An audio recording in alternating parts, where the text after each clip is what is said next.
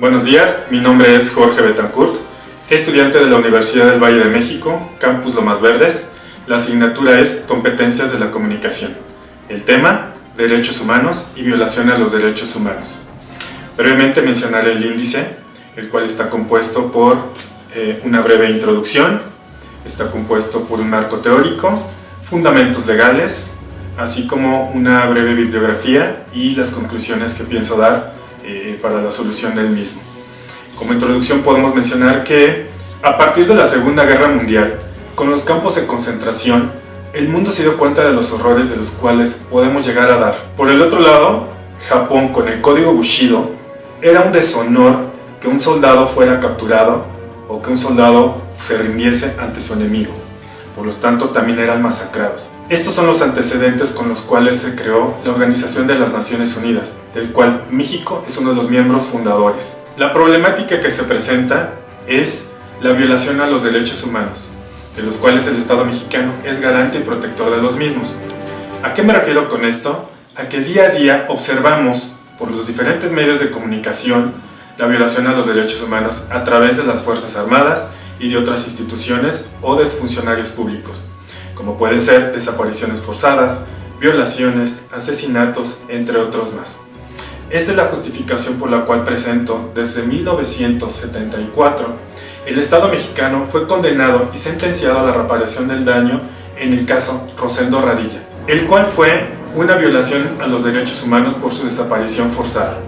El Estado mexicano fue sentenciado por la Comisión Interamericana de los Derechos Humanos a la reparación del daño. Como marco teórico, presentaremos los derechos humanos. ¿Qué son los derechos humanos? ¿De qué están compuestos? ¿Cuáles son las partes integrantes de los derechos humanos? ¿Qué son los tratados internacionales? ¿Con qué organismos se encuentra México suscritos acuerdos? Por parte del Estado mexicano también veremos cuáles son las violaciones a los derechos humanos que se observan y que están obviamente tipificadas ante la ley. También mencionaré la parte de la fundamentación legal en la cual basé mi investigación, que es a través del derecho público internacional con la suscripción de diferentes instrumentos o acuerdos con organismos internacionales celebrados entre el Estado mexicano y las diferentes organizaciones internacionales garantes de los derechos humanos. Por otro lado, en la parte nacional se encuentra el derecho público a través de la Constitución y sus leyes, a través de los cuales México es garante de la protección de los derechos humanos y de la cual también menciono la violación a los mismos. Por último mencionaré las conclusiones y daré unas breves recomendaciones para mitigar la violación a los derechos humanos en el Estado mexicano. La información la obtuve directamente de las páginas oficiales de los organismos internacionales, así como de la Comisión Nacional de Derechos Humanos, diferentes libros con diferentes autores con un enfoque jurídico. A través de esta investigación, adjunta a la misma, vendrán videos explicativos de los derechos humanos y de las violaciones a los mismos.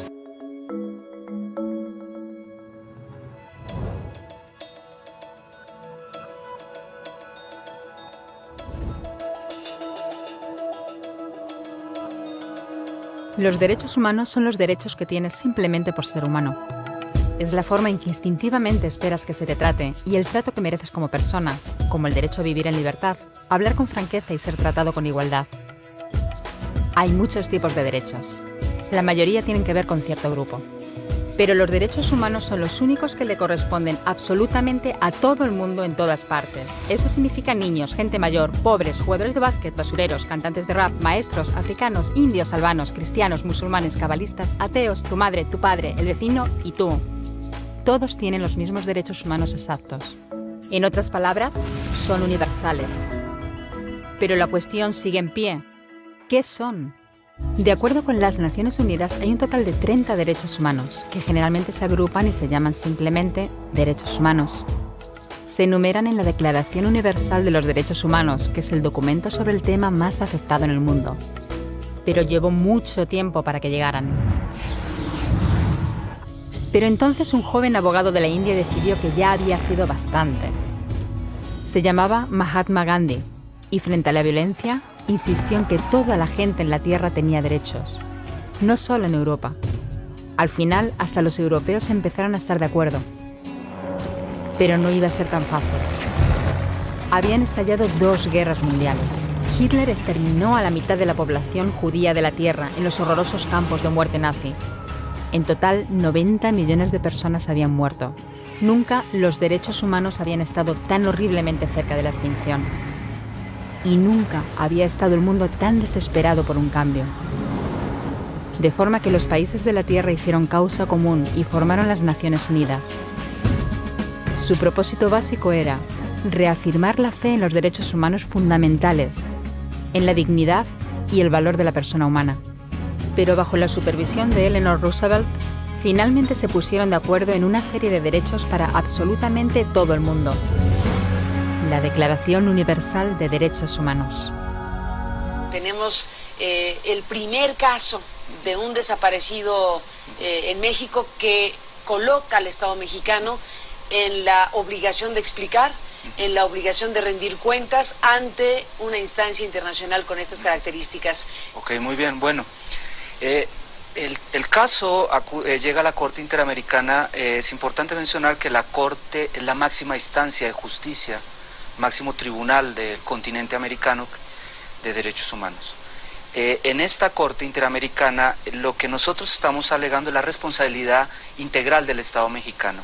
No se intenta probar la responsabilidad penal y subjetiva de nadie, sino la responsabilidad integral del Estado, de toda la estructura del Estado mexicano. Básicamente lo que se está alegando allí es una violación de los derechos que están consagrados en los instrumentos internacionales, en este caso la Convención Americana de Derechos Humanos. En concreto, la violación del derecho a la vida del señor Rosendo Radilla y a su integridad física, y además lo relacionado con la impunidad que se ha mantenido durante más de 30 años con todo este trasiego de muchas demandas ante las procuradurías, ante la Fiscalía Especial para Movimientos del Pasado, y especialmente el cómo la justicia militar o la jurisdicción militar entra a complementar todo este ciclo de impunidad en el que ha estado sometido este caso de la desaparición forzada del señor Radilla. Como tú bien mencionas, el caso es paradigmático. ¿Qué significa un caso paradigmático? Significa un caso que ejemplifica la situación que se da en un contexto, en la llamada Guerra Sucia, en el que se reportaron, de acuerdo a los informes oficiales y el de la CNDH también, más de 650 desapariciones en el estado de Guerrero y 430 especialmente en el municipio de Atoyac.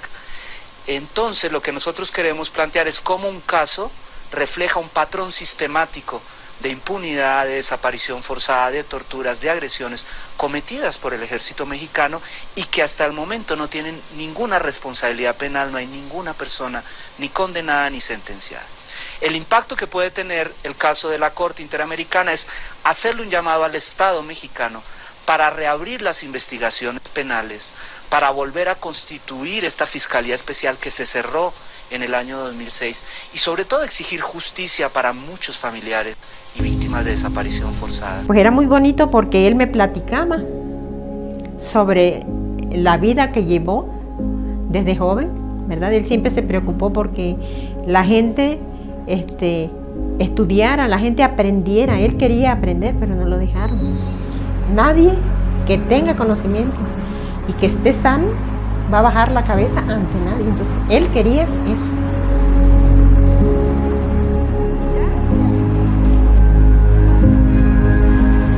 El 25 de agosto de 1974, el señor Rosendo Radilla Pacheco fue detenido de manera arbitraria y desaparecido por integrantes del ejército mexicano en un retén militar en la carretera entre Atoyac de Álvarez y Chilpancingo, en el estado de Guerrero. Fue un líder social y presidente de la Asociación de Cafetaleros. También compuso diversos corridos que reflejaban la realidad social de la época. En ellos denunciaba las violaciones cometidas por el ejército. Para nosotros, las desapariciones de hoy se explican a través de las desapariciones de ayer, del pasado. Estamos hablando de un México doloroso, un México mancillado, un México herido. Estamos hablando de una época de la Guerra Sucia, en donde se enmarca la desaparición de don Rosendo y centenares de desapariciones más, desde luego que en Guerrero, pero en otras partes del país también. Todas esas desapariciones por motivos políticos. Hoy tenemos que decir que en México la desaparición se aplica de manera generalizada.